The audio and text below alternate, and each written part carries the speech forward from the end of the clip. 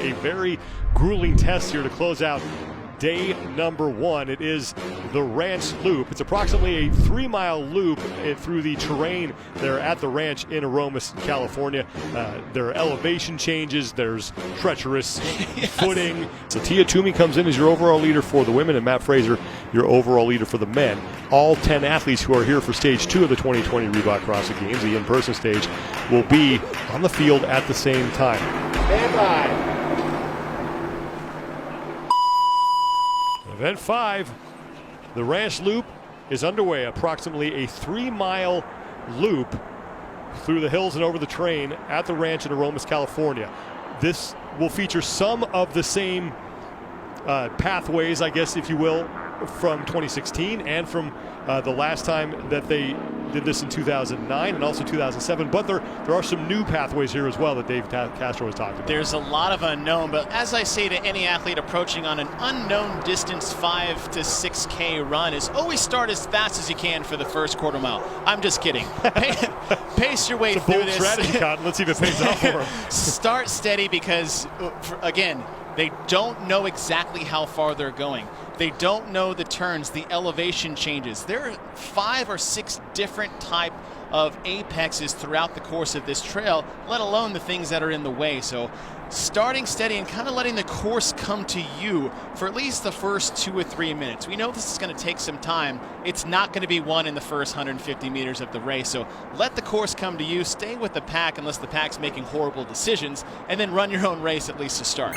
Now we see Matt Fraser out in the front. This is where he's used to being. And I think all of the athletes, same thing with Toomey, all of the athletes beneath them on the leaderboard are all feeling, okay, those guys are supposed to win. There's an element that can't be tested with barbells, jump ropes, or rowers. This is grit.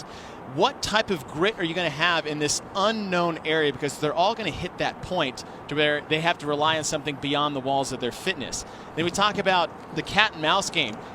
You're playing with the field that is surrounding you, and they should be next to you. So if you're a great runner, sometimes it pays to either, play. We talked about this yesterday, Bill. It's that cat and mouse game. Maybe I'll run a little faster here and suck everybody in. Or maybe I'll just hang back and chill if I can notice other people are getting tired and then save something for what the end may be. This is the CrossFit Games. There is a twist awaiting the athletes in this event. That is all we can say about this. You at home will find out about it at the same time that the athletes do. So just keep that in mind as we go through this run. But it's really good to see how challenging this is going to be. And Sean, exactly to what you said, this is the CrossFit Games, as Dave affectionately always says, and there is something waiting in the wings. So if you guys are watching, you don't need to go anywhere. And if your friends aren't watching, start texting some people, because this is going to be a brutal, brutal test when it's all said and done. We talked a lot about the elevation. This is the 55% grade that Matt Fraser is on. And remember, the last time we were at the ranch was 2016. Matt Fraser won this event. It was the only event he won that year en route to winning the CrossFit Games. The best way to explain it is, one, look at athletes crawling on their hands and feet. Think about a parking garage. The grade, if you were to run up the middle, it's steeper than that would be. That's the type of grade these athletes are working with on this hill. Yeah, the shot really doesn't do it justice. If you see an athlete is strong and as capable as these athletes are, and they are walking with their hands on their knees, or they are hands on the ground crawling, you can't just say, oh, they're going down and taking it easy. These guys are literally crawling up a ladder as they're moving up that slope. Matt Fraser is way out in front as he is pushing the pace for the men. That's Sam Quant and Jeff Adler. Behind them is Noah Olson. Here comes Haley Adams working her way up that 55% grade. It's like she's trying to chase down Carrie Pierce. In the opening stages of this approximately 3-mile loop. 7 minutes in. This is basically what they're seeing as they navigate this portion of the course. There are going to be a couple of blind spots here. you had a chance to experience this firsthand. I mean, first, just tell us a little bit about like the brush and the leaves and the rock. The terrain out here, it does not look forgiving. Yeah, it definitely makes it to where you're having to spend a lot more mental energy than what you'd normally spend on a run, because if you aren't calculated with your steps and you're not thinking 1 or 2 steps ahead, then you might take a tumble down the hill. I won't say if anybody did that when we were doing the run, but someone may have, and they may have gotten scratched up, and they were like, I'm going to learn from this lesson and be a little bit more calculated, because you have a bunch of leaves, you've got some really dusty, dirty parts, you got some muddy parts, and they didn't learn their lesson. The person was me, unfortunately. So hopefully none of these athletes are in the same place. But yeah, it's definitely a challenging course. These hills out here have been like the proving grounds for multiple generations of CrossFit athletes, and having the opportunity to kind of share the same stage that some of the people you grew up watching on is really special. So hopefully in between deep sucking breaths, these athletes are able to appreciate that as well. Absolutely. Thank you so much for your insight, Chandler. Hey, I appreciate it. Thanks for having me. Big thanks to Chandler Smith for taking the time to do that. We saw the men's leader, Matt Fraser. He's ahead of Justin Medeiros, and now Tia Toomey is your women's leader, and she has passed Sam Quant, who is in 5th place for the men. Haley Adams is behind him, and Carrie Pierce is in 3rd place for the women. You think you're going to push to the top, and then you have that switch of, oh crap, I'm not done yet, I have to keep on going. How many of those athletes are they able to handle that? How does that affect them, especially when you have a 1,000-foot climb like this?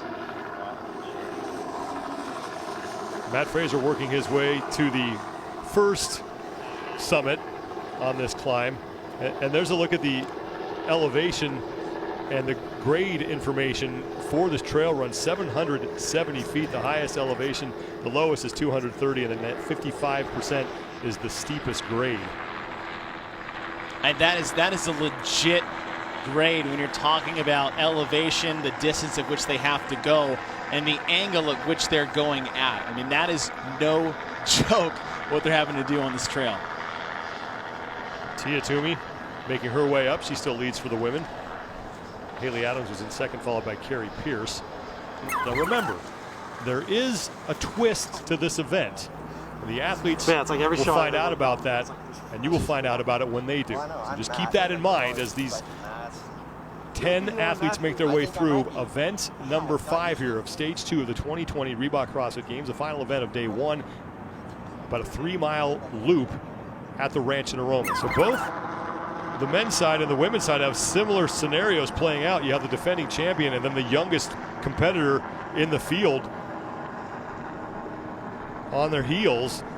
3rd and 4th place for the men are in the bottom left-hand corner of your screen. Jeff Adler sits in 3rd. Noah Olson is in 4th. The two of them have been trading that spot throughout this run. And if everything finished the way it is now on the men's side, you'd still have Fraser in 1, but Medeiros would jump all the way up to 2nd place. Now Haley Adams pulling even with Tia Toomey. Medeiros and Fraser now back to running as they hit a decline, and Fraser looked like he's trying to push the pace a little bit on Medeiros. Now this is where it gets a little sketchy, because this backside on the hill is basically all dust and sand. This is a very, not to say a slippery slope, but it literally is a slippery slope. Now Fraser has passed Medeiros.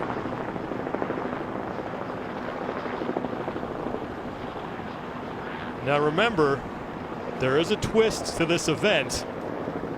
The athletes don't know about it, and they're going to find out at the same time you will at home. So Fraser making the turn, Medeiros making the turn, and now a sprint to the finish. This way, run in reverse. Come in, turn around, run in reverse. This entire course backwards. Go this way. I'm serious. I'm not joking. You're going to start losing. Run the whole course in reverse. Keep moving. I'm dead serious. Run the entire course backwards now. And there you have it. They're not done. They just reached the halfway point. That stops.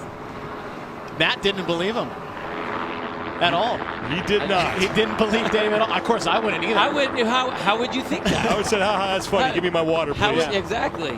But what I liked was Medeiros didn't even, he just was like, okay, and just went. And that's one of the things about youth, I think, is you can just be coached and directed and be like, go here, use your awesome fitness and go that way. It's like, oh, all right. Well, not And he just youth, but inexperience with his interactions with Dave Castro, because all Dave really does with a lot of these athletes is screw with him on a constant basis. Totally. So that's probably what Matt was thinking. And Medeiros is like, yes, sir. I've never met you before. Right, totally. Now, this is what's interesting. Now, What's Jeff going to Adler, happen here? Yesterday, when the athletes were testing this, Danielle Brandon, Saxon Panchik, and Chandler Smith were running this. Smith and Panchik got in first. Danielle Brandon saw them running back up the hill and said she thought they were coming to cheer her on, and then found out that she had to go back and do it again. Well, the best part is they didn't tell her. They didn't. Right? they didn't like, hey, let me do you a favor. Well, and I don't think they did right there, too, either. We saw Jeff ask. He's like, hey, are you guys done? He's looking back to see what's happening. Matt and Justin's head didn't even move. I'd say yes. That'd just be me as a competitor. Yeah, we're done. Turn around and run the course in reverse. Turn around and run in reverse. Adler seems to be relatively unfazed. And he's going to make his way back up, and now here comes Noah Olson. Tia Toomey and Haley Adams, they're going to figure out something's going on. So now the gamesmanship. Oh, they didn't even look. Didn't even look.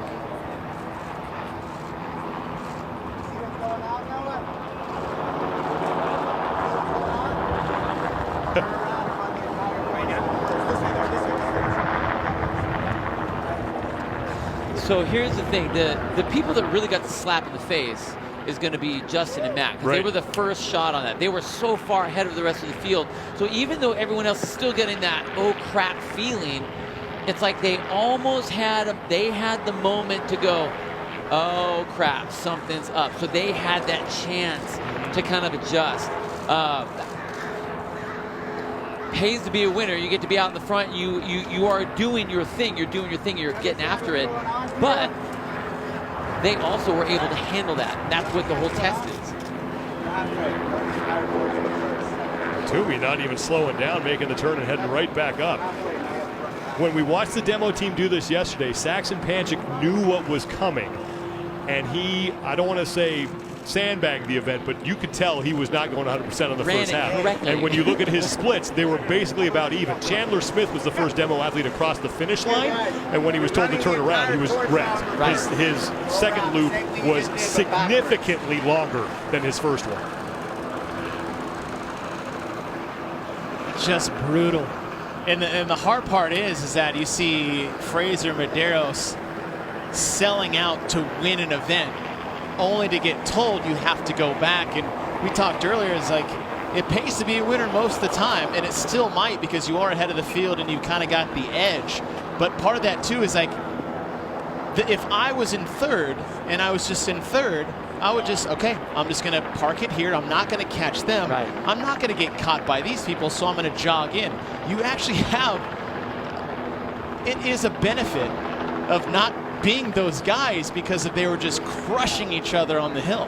But a champion's going to be able to handle whatever comes with him, and I think that's what the whole twist of the test is supposed to be. Do you have the grit that when things aren't going your way and it changes, that you're able to adapt and still go? Matt is the champion of champions that we have. So that was a great test, even though he was in there, and yes, he didn't believe what he was being told, but they didn't slow down. Look at Justin Medeiros, same thing, right in the mix and went for it. So these are the best, the most fittest athletes that can handle anything. Not what's written on paper, but anything that gets tossed their way at the same time. That's what's impressive with these guys. Sam Quant, when Dave asked him, you figure out what's going on? He said, yeah. He just made the turn. Just took his medicine and is heading back up. Now, a twist like this, having to be kept secret for so long is vital. But at the same time is that this was teased in the redacted episodes of the behind the scenes of the CrossFit Games. And if you guys go to YouTube and look up redacted episode number 1. And at the minute 27 mark, Dave is specifically bringing this up to the group that was there on site. And he didn't even want to, but he wanted to make sure is that he told enough people early that this isn't a gimmick. We just didn't make this up on the fly. This is the plan to test the athletes beyond the confines of fitness or grittiness, but just that there's something even beyond mental fortitude. When that switch goes off, can you turn it back on? Katrin Davidsdottir, bottom left-hand part of your screen, has passed Tia Toomey. Haley Adams is in the lead, and Davidsdottir starting to reel her in. So this is the effect that you were talking about, Chase. Davidsdottir was pretty much where she was going to be in this event, coasted on in, and now might have something left in the tank.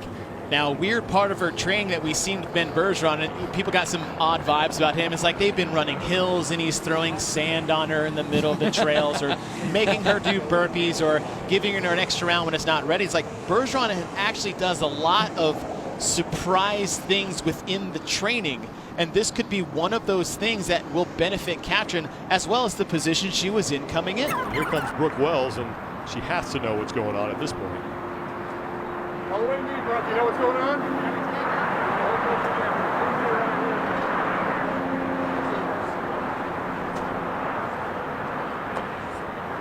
I like that. Just, yep.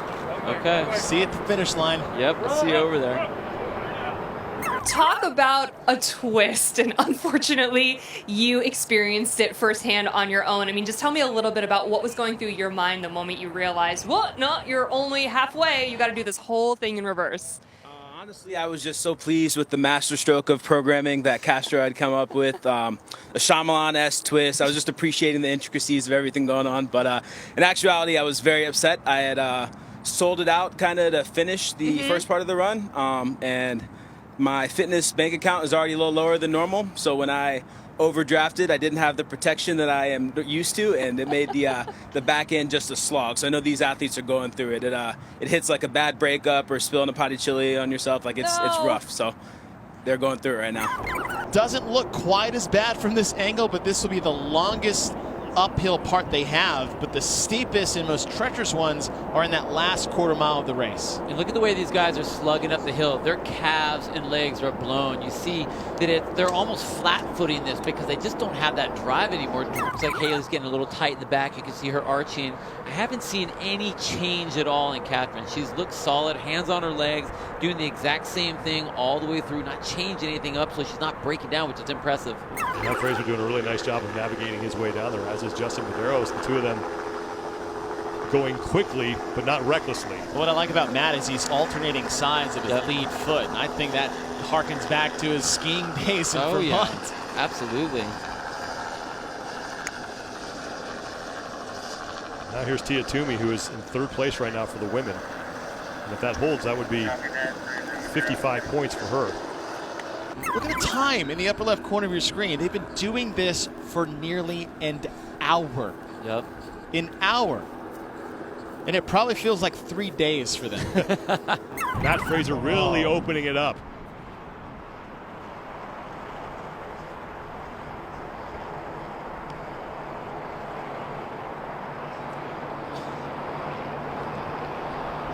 Nearly 57 minutes gone by here. This is the final event of the day. Wow, look at the distance he just put between him and Medeiros. We saw how cautious he was coming down the earlier downhills. Didn't even worry about it there. Opened it up, long strides, moving. Wow, that was pretty dang incredible. Fraser comfortably in the lead now, and that changed quickly. We'll have to see how far back Justin Medeiros is, but he probably is not going to be able to make this deficit up because Fraser is getting very close to the finish.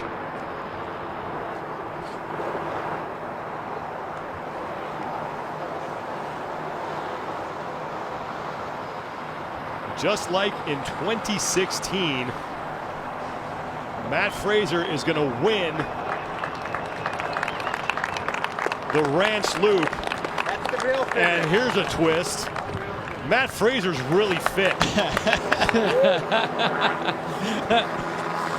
I don't know if he's going to want to talk to anybody right now. I would be so pissed. Now here comes Medeiros looking to lock up second place and move himself into second place overall as he'll pick up 75 points. Katrin Davidsdottir still leads for the women, so Medeiros is in. Second place for him. That's his third second place finish of the day. Matt Fraser, meanwhile, has won 4 of the 5 events, and he finished second in the CrossFit total. That kid's getting, that kid. He has a bright future. When you run a whole hour battling with Matt Fraser the entire time, like you're getting gold stars on your forehead all day long. Like, I mean, like you're getting all kinds of win and respect points from the best of the best of the best. That's pretty cool. Now Noah Olson will be the next man across the finish line. So Olson will take 3rd place. That will earn him 55 points, and it's his 4th straight 3rd place finish. That's big for Olson, who technically sitting in 5th place, tied with Medeiros in points. This should bump Medeiros up to 2nd, and Olson into 3rd, because Quanten, who's holding on to that 2nd place position, is last between the men. Now Katrin Davidsdottir looking to pick up the victory for the women. Jeff Adler, he will take 3rd. 3rd place overall, coming to the event with 185 points. Sorry, 4th, after Noah Olson took 3rd. So 4th place for Adler. That's his 3rd 4th place finish on the day. And here comes the sled dog. Katrin Davidsdottir makes another comeback, and she does it in event 5. At the turn, she was way back in 3rd place. Didn't look like she had a chance to catch Tia Toomey or Haley Adams. And now the former 2-time champion is going to lock up 100 points and take the Ranch Loop. I tell you what, it looks good doing it. Oh man, amazing. Amazing. Wow. Look at that smile. I mean, a little thumbs up with Noah, but this, look, she could do another lap. And I said it's one of those things, like, for the way Katrin is in training and suffering in events like this, which she loves already, that turnaround twist from Dave was a gift to her. That's how she received it, and that's how she used it on the back half of this event. Haley Adams in 2nd place for the women. Good for 75 points for her. So she's looking to cut in a little bit to Tia Toomey's lead. Tia Toomey, the last time we checked in with her, was in 3rd place. So that means that Adams would at least pick up 20 points on Toomey. She trailed her by 95 coming in. But remember, you can make up as many as 85 points in one event. So Toomey, while she numerically has a big lead, that can be erased very quickly. Yeah, the numbers are bigger than they actually are relative to the scoring table that we're using at this CrossFit Games. And this is huge for Haley. What more confidence can you gain after this first day of competition and what they had to do? Haley Adams started with a 2nd place finish, and she will end the day with a 2nd place finish.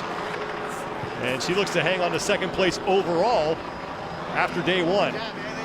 But Tia Toomey is getting closer to the finish line. And when you look at the 5 tests that we had today, we still have more awaiting us on the weekend. Some of the stuff is still unknown. This is a pretty, like we said at the beginning of the day, this is a burly day.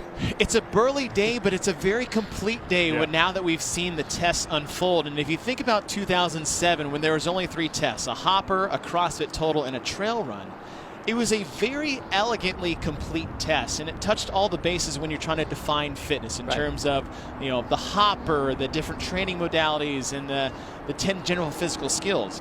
If I were to take a step back and just look at this day as if it were 2007, this would be a near complete test of fitness. We tested absolute strength with the total in 3 different lifts. We tested a bat-esque crazy trail run with a twist. We did a classic CrossFit event to start the day. We followed it with a just pure anaerobic blast test, and then a handstand walk race, longer than anyone we've ever had, by the way. So we've really hit a lot of different modalities, but in a way, if you just took the classic sense of testing fitness, if this was just the games for a day, you could sit back and say, yeah, I would be okay with the results at the end of this day if this was the fittest on earth. And Toomey is in 1 hour, 6 minutes, 9 seconds, and she will take 3rd place.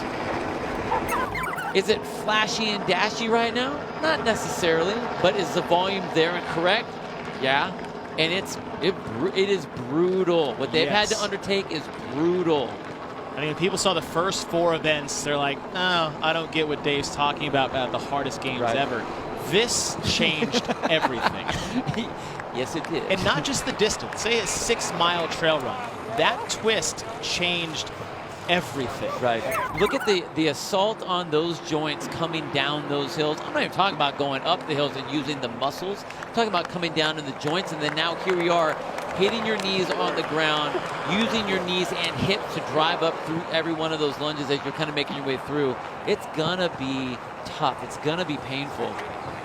Sam Kwan is in, so all 5 men to finish, and Sam Kwan, who came into this event in second place overall, earning 15 points. Yeah, get some water.